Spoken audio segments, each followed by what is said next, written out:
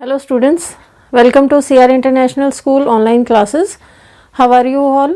I hope everyone is fine at your home. आप लोग अपने घर पे रहकर इस कोविड-19 की महामारी से बच सकते हैं, तो आपसे रिक्वेस्ट है घर पर रहिए, सेफ रहिए और अपनी स्टडीज़ में ध्यान रखिए। जो भी आपको हम अपनी तरफ से मटेरियल सेंड करते हैं उसे प्रॉपरली स्टडी करें, अंडरस्टैंड करें और अपने जो भी डाउट्स हैं उनको क्लियर करें। तो इसी के साथ हम अपना जो चैप्टर 2 है क्लास 6 में साइंस का, उसको कंटिन्यू करते हैं। जो फर्स्ट पार्ट था उसमें हमने चैप्टर स्टार्ट किया था जिसमें हम कार्बोहाइड्रेट्स तक कंप्लीट कर चुके थे। तो इससे आगे हम आगे के जो फूड के कंपोनेंट्स हैं यानी कि जो न्यूट्रिएंट्स हैं उनको हम कंटिन्यू करते हैं। तो let's start with the first topic, fats. तो बेटा जैसा हमने पढ़ा कि कार्बोहाइड्रेट्स और फैट्स दोनों ही एनर्जी गिविंग फूड कहलाते हैं क्योंकि इनको खाते ही हमें एनर्जी प्राप्त होती है। तो जो फैट्स होते हैं ये भी हमारे मेन सोर्स ऑफ एनर्जी कहलाते हैं क्योंकि इनसे हमें ऊर्जा प्राप्त होती है। जैसा कार्बोहाइड्रेट्स कार्बन, हाइड्रोजन और ऑक्सीजन से मिलकर बनता है, ऐसे ही फैट्स भी कार्बन, हाइड्रोजन और ऑक्सीजन से बनकर बनता है। कार्बन, हाइड्रोजन एंड ऑक्सीजन, इनसे मिलकर फैट्स बनते हैं।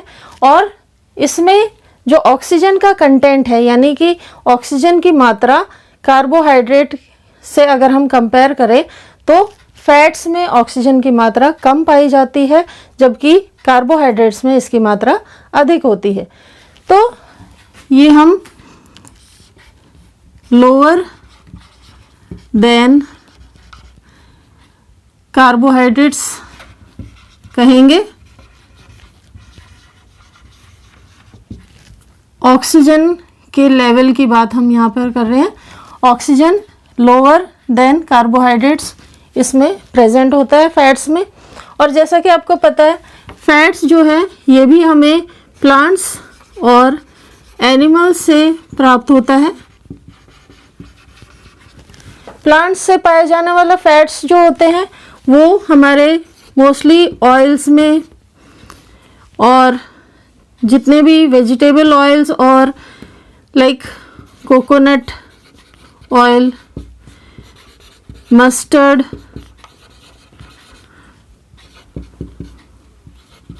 ऑयल, ऐसे बहुत सारे हैं, सनफ्लावर है, ग्राउंडनट है, बहुत सारे ऑयल्स जो हमें मिलते हैं प्लांट से प्राप्त होते हैं।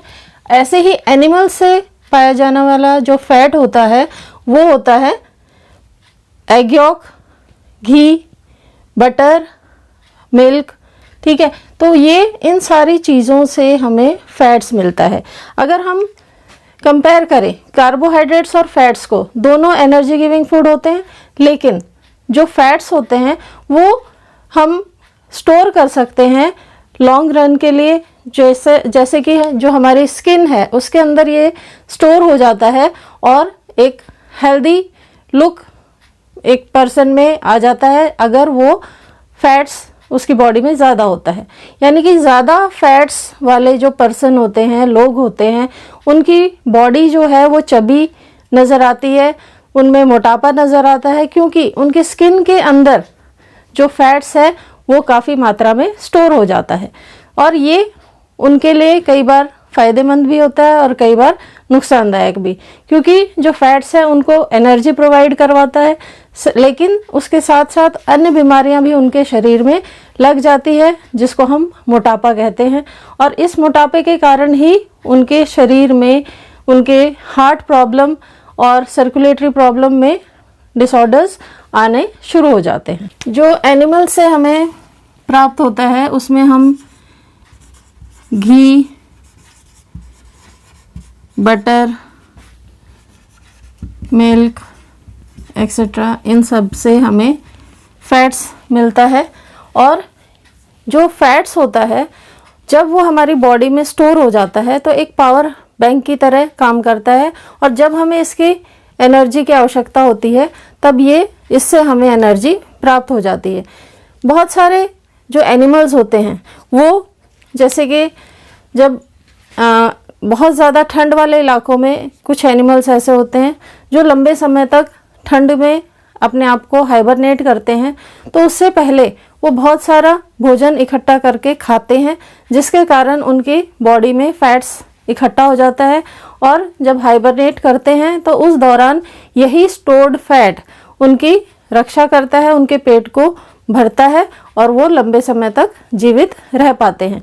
और इसी के कारण उनकी बॉडी से जो हीट लॉस है वो रुकता है और अपने लंबे समय तक वो गर्मी से अपने शरीर को जीवित रख पाते हैं। नेक्स्ट जो हमारी हेडिंग है वो है प्रोटीन्स। प्रोटीन्स ये भी एक इम्पॉर्टेंट न्यूट्रिएंट है हमारे भोजन का, और ये अमीनो एसिड से मिलकर बनता है। और ये अमीनो एसिड्स भी हमारे बेसिक कंपोनेंट यानी कि कार्बन, हाइड्रोजन और ऑक्सीजन से कंबाइन होकर बनते हैं। तो जो प्रोटीन्स होता है ये हमारी बॉडी ग्रोथ के लिए और रिपेयरिंग के लिए सबसे इम्पॉर्टेंट न्यूट्रिएंट होता है। तो हम कह सकते हैं growth plus repairing of tissues, इनके लिए सबसे इम्पॉर्टेंट रोल प्ले करता है हमारे बॉडी में। और जो हमारी ग्रोथ होती है बचपन से लेके एडल्ट एज तक जो ग्रोथ होती है, जितनी भी इंटरनल और एक्सटर्नल ग्रोथ होती है, वो सारी प्रोटीन्स के हेल्प से होती है। और ये प्रोटीन्स हमारे जो डेड सेल्स हैं उनके रिकवरी में मदद करते हैं और उनके बदले न्यू सेल्स को बनाने में हेल्प करते हैं। कभी हमारी बॉडी डैमेज हो जाती है, कभी कट लग जाते हैं, इंजरी हो जाती है, और जो घाव होते हैं उनको भरने के लिए ये प्रोटीन्स ही है जो हमारी रिपेयरिंग का काम करते हैं। और इस रिपेयरिंग के कारण हम लंबे समय तक अपने शरीर को प्रोटेक्ट कर पाते हैं। और यदि हमारी जो बोन्स हैं वो भी अगर टूट जाती हैं तो प्रोटीन ही सबसे इम्पॉर्टेंट न्यूट्रिएंट है जो इस डैमेज को पूरा करता है और हमें सही सलामत रखता है।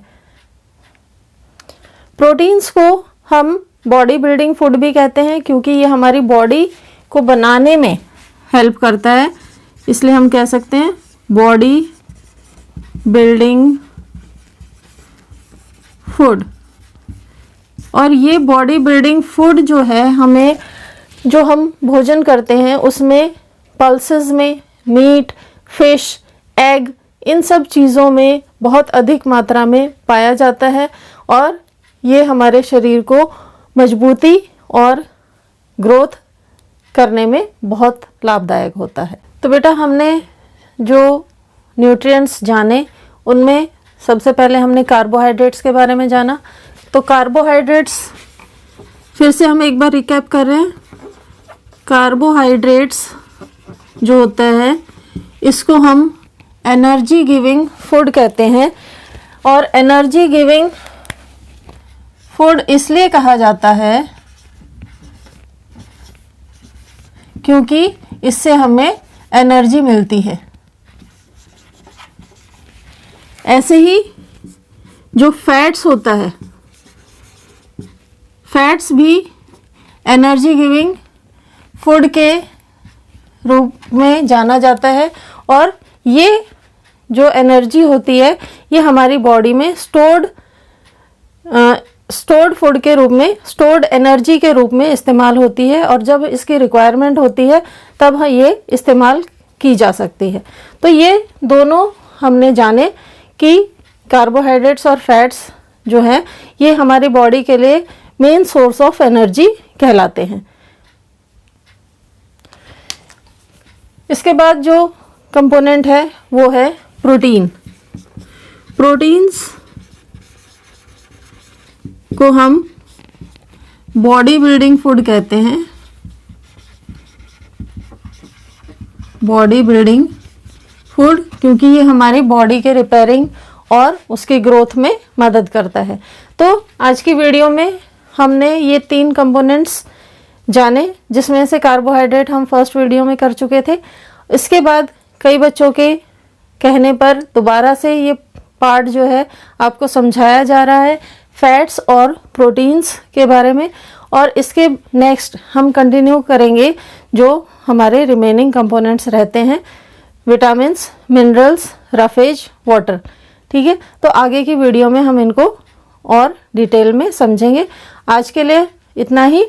अगर आपको कोई डाउट है तो आप कभी भी पूछ सकते हैं, लेकिन कोई भी डाउट लेकर आपने बैठना नहीं है। तो stay home, stay safe. Thank you and have a nice day.